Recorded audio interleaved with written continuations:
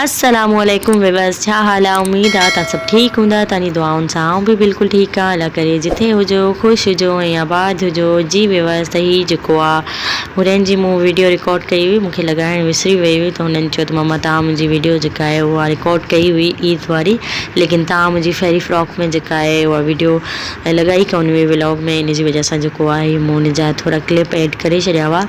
ऐं व्लॉग ही जेको आहे मुंहिंजो ईद जे सेकेंड डे जो आहे। असांखे दावत हुई, असां उते बि वियासीं। मुंहिंजी निणान जी धीउ जी शादी थियल आहे ऐं उते असां बि वियासीं। असल में असांखे जेको आहे हुनखे वठी नवाबशाह वञिणो, छो करे त मुंहिंजे हस्बैंड जी छुटियूं हुयूं ईद जूं। त मुंहिंजे हस्बैंड चयो त हुनजी हाणे नई शादी थी हुई, त हुनखे वठी ऐं नवाबशाह हली हुनजी दावत कंदासूं। त उनजी वजह सां असां हुनखे कॉल करे छॾी हुई त असां अचूं पिया तव्हांखे वठण लाइ। ऐं हीअ जेको आहे पाणी तव्हां ॾिसी था सघो त हीअ जेको आहे ईद जी वजह सां जेको रस्तो ख़राबु थी वियो इलाही, त हीअ रस्तो सॼो जेको आहे अञा ताणी पाणी में ई आहे। ऐं ॿियो रस्तो हुननि साइड में जेके ॻोठ वारा आहिनि उन्हनि ठाहे छॾियो आहे ऐं सॼो रस्तो जेको आहे पाणी मतिलबु ॿोड़े ख़राबु करे छॾियो आहे, जीअं तव्हां ॾिसी था सघो। ऐं हीअ मुंहिंजो ड्रेस ईद वारो ई आहे, जेको मुंहिंजो ईद जो सेकेंड डे वारो हो। त तव्हांखे मूं ॿुधायो त टेलर ख़राबु करे छॾियो ऐं टेलर खे वञी मूंखे नवाबशाह में अच्छी ख़ासी ॿुधाइणी हुई। ख़ैर हीअ पाणी में रस्तो जेको आहे उहो तव्हां ॾिसी था सघो, थोरो थोरो नज़र आयो पियो। ऐं ॿियो जेको इलाही सारो पाणी में ई हो अंदरि, ऐं बारिशुनि जी वजह सां इलाही नुक़सानु थियो ऐं रस्ता बि सॼा जेके आहिनि उहे टुटी पिया हुआ। ख़ैर हीअ जेके हिते जा रिहाइशी माण्हू आहिनि उन्हनि थोरो घणो बसि महिनत करे ऐं रस्तो ठाहे छॾियो, छो करे त अचणु वञण में इलाही ॾुखियाई थी पए।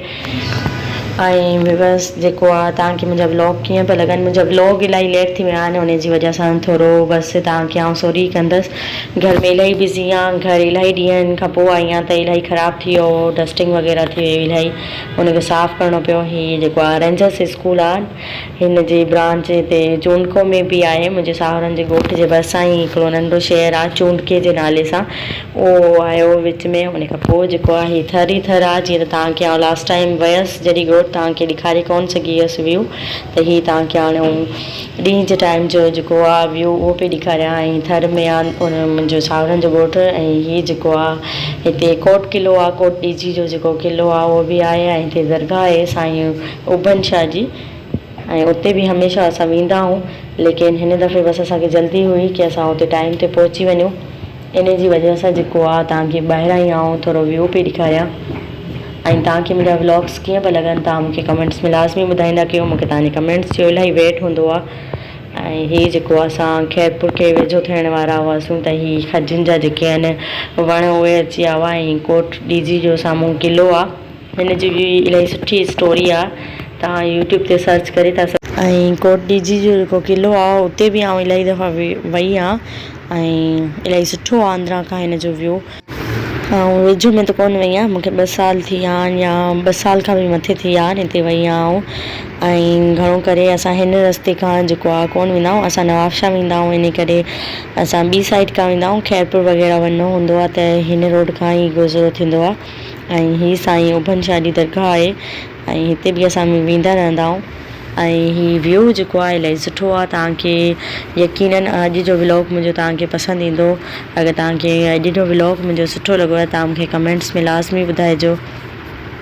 ऐं ईद जो ॿियो ॾींहुं इलाही रश हुई, रोड ते गाॾी वग़ैरह पई हलियूं, की इलाही बाइक्स बि इलाही हुयूं, जंहिं ते जेको आहे हर को सॼी फैमिली खे वठी ऐं ईद डे सेकेंड डे ते घुमाइण वठी ईंदो आहे, छो करे छुटी हूंदी आहे ईद जा 3 ॾींहं, त हर को सॼी फैमिली सां गॾु इंजॉय कंदो आहे।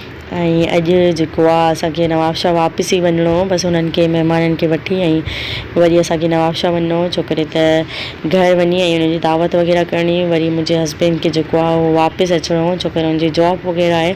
सिर्फ़ु ईद जा 3 ॾींहं छुटी मिली हुई, त असां सोचियो बसि हुननि खे वठी वञूं हली, छो करे त पोइ वरी जेको मुंहिंजे निणान जेको धीउ जो हस्बैंड आहे उनजी बि जॉब आहे, उनखे बि छुटी सिर्फ़ु इहे 3 ॾींहं हुई।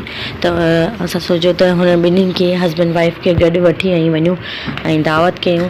ख़ैर हीअ असां हुननि जे जेको आहे ॻोठ में पहुची विया हुआसीं ऐं हीअ असां फाइनली हुननि जे घर में जेको आहे पहुची विया हुआसीं। बसि थोरी देरि हुननि सां कचहरी वग़ैरह कईसीं ऐं पोइ जेको आहे हुननि असांजे लाइ मानी वग़ैरह लॻाए छॾी हुई। असां सभिनी वेही गॾु मानी खाधी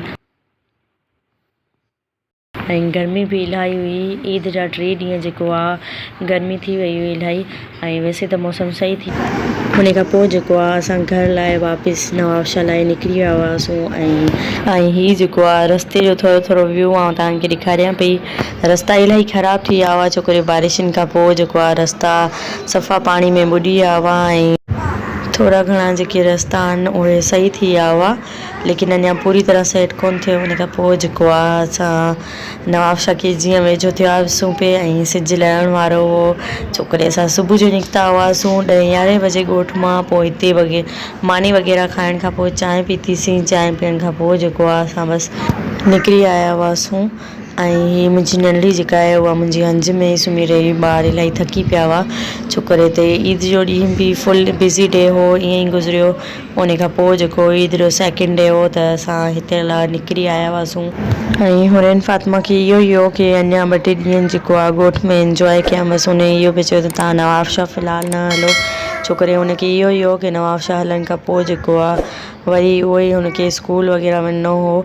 ऐं हुरैन जा पेपर बि थियण वारा आहिनि, फाइनल टर्म जीअं मूं तव्हांखे ॿुधायो हो त हुनखे तयारी वग़ैरह बि कराइणी हुई।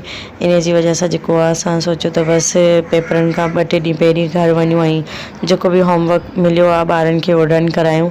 उन खां पोइ जेको आहे इहे असां नवाबशाह पहुची विया हुआसीं ऐं असां हिते ताज पेट्रोल पंप ते जेको आहे पेट्रोल बि विझायो।